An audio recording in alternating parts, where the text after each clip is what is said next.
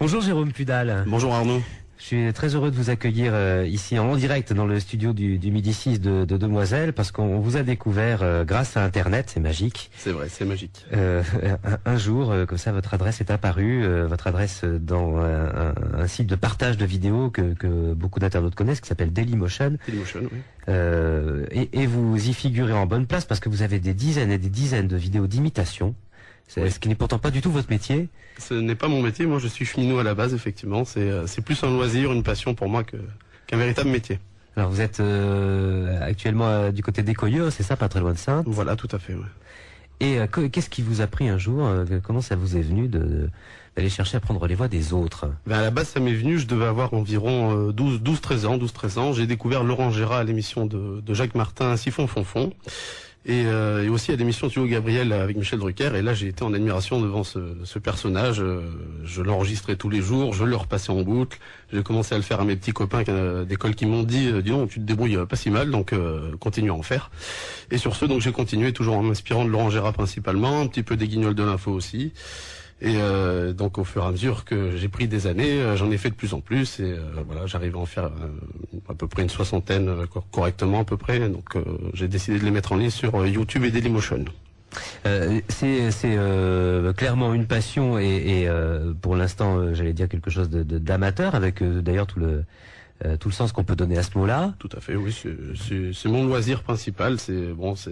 Sans ça, j'aurais même du mal à exister quelque part. Ça fait partie de ma personnalité. Je peux pas me passer de faire des imitations. J'en fais à mes amis, j'en fais à mes collègues de boulot, j'en faisais à mes professeurs quand j'étais à l'école. Voilà, c'est très important pour moi, pour mon équilibre. Et pourquoi pas devenir professionnel? Alors pourquoi pas, j'ai déjà essayé quand j'étais un peu plus jeune, vers mes 18-19 ans, j'étais rentré dans une agence d'artistes en Charente-Maritime. J'avais fait quelques scènes, des camions scènes dans les petits villages de Gironde, de Charente, de Charente-Maritime. Et bon, ça se passait assez bien sur scène, mais disons que j'ai eu des petits problèmes avec mon agent de l'époque. Donc ça m'a un peu vacciné pour le côté showbiz. Donc je préfère en faire mon passe-temps, ça suffit amplement à mon bonheur et c'est très bien comme ça. Alors vos cibles, ce sont, j'allais dire, il n'y a pas d'exclusive, c'est aussi bien les personnages politiques que les présentateurs de télé. Voilà. Moi j'aime beaucoup Pascal Sevran.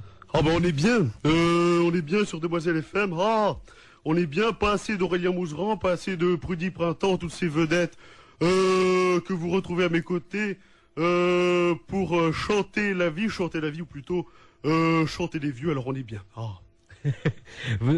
Côté politique, vous avez des favoris? Côté politique, j'ai bien sûr notre ancien président Jacques Chirac, qui depuis qu'il est au Conseil constitutionnel, essaye de prendre des mesures pour les Français.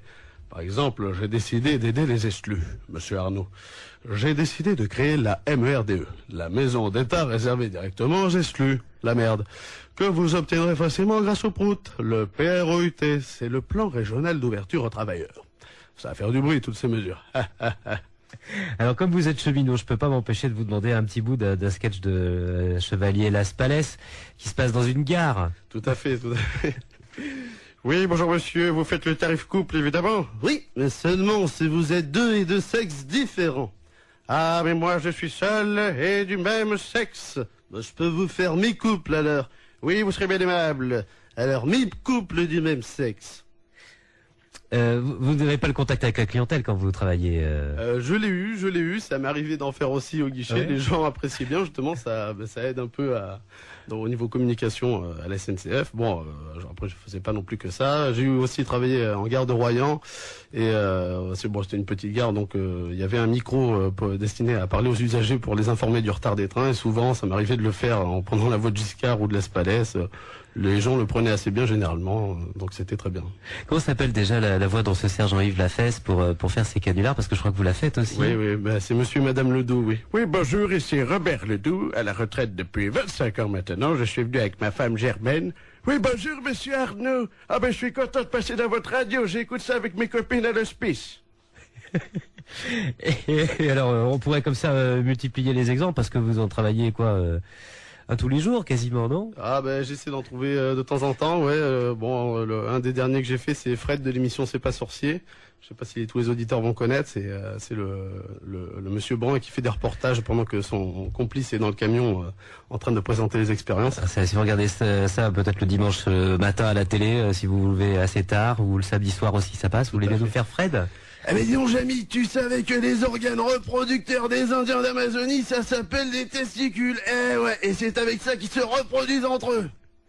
C'est une idée que j'ai trouvée avec mon ami Thibaut Choplin, qui est aussi imitateur sur Paris. Ah oui, alors il faut qu'on en dise un mot parce que tout à fait, oui. vous êtes en train de bosser avec lui quelques pistes pour un spectacle. Là, plutôt dans l'ombre, donc vous de ce côté-ci. Plus dans l'ombre, tout à fait. C'est un jeune imitateur que j'ai découvert lors de son passage à Incroyable Talent il y a à peu près 2 ans, et qui a beaucoup de talent. C'est à mon point de vue personnel le meilleur imitateur de notre génération, parce que bon, j'en connais quelques-uns dans nos âges, et il est vraiment au-dessus du lot. Et j'ai vraiment accroché sur sa façon d'imiter les gens, et donc je lui ai proposé mes services, et on s'est assez vite entendu. J'essaie de l'aider à mon modeste niveau. Je lui fais des parodies de temps en temps, et puis j'espère qu'il réussira à en faire son métier, ce qui est son rêve. Eh bien, souhaitons pour l'un comme pour l'autre que tout se passe bien. On peut vous retrouver assez facilement quand on va sur Dailymotion, sur YouTube, quand on va sur MySpace. Voilà. MySpace aussi depuis peu, oui. Allez chercher Petit Canard 17, c'est comme ça qu'on vous appelle 17, dans la vie. C'est mon surnom. Bon, et vous trouverez Jérôme Pudal. Vous êtes d'ailleurs vous annoncez sur vos divers sites que vous êtes prêt à donner un coup de main si quelqu'un veut avoir un répondeur un peu rigolo. Tout à fait, ou pour agrémenter un site, un blog, une page personnelle, si quelqu'un veut mettre des imitations, que ce soit aussi bien en vidéo ou en audio, pas de problème, je suis à leur disposition. C'est très gentil à vous d'être venu comme ça terminer l'année. C'est gentil à vous de m'avoir invité. C'est avant-dernier journal de 2007 avec un gros sourire, et on vous souhaite de bien poursuivre et de faire marrer vos copains, parce que finalement c'est le plus important dans la vie. C'est le but, tout à fait. Je vous remercie beaucoup. Merci Jérôme.